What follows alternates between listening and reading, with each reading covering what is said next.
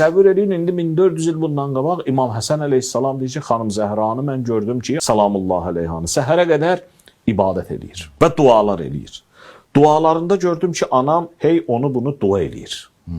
Başqalarını dua eləyir.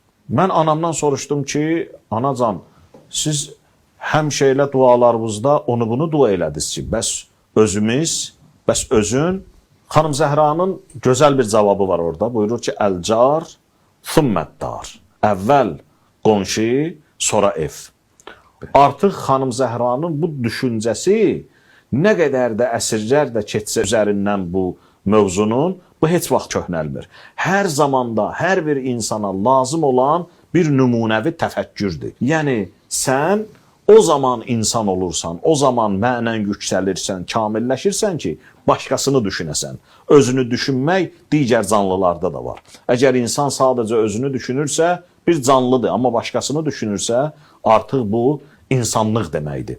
Həzrəti Zəhra salamullah əleyha ancaq başqalarını düşünür, özün düşünmür. Təsəvvür elə, indi bu düşüncədə olan bir insan cəmiyyətin, belə deyək, önündə gedirsə, bu insan o cəmiyyətə necə xidmət eləyər? O insanlara necə xidmətçi olar? Deməli, özündən başqasını düşünmək kamillikdir və dəyərdir. 1400 il bundan qabaqçı xanım görün hansı düşüncədədir.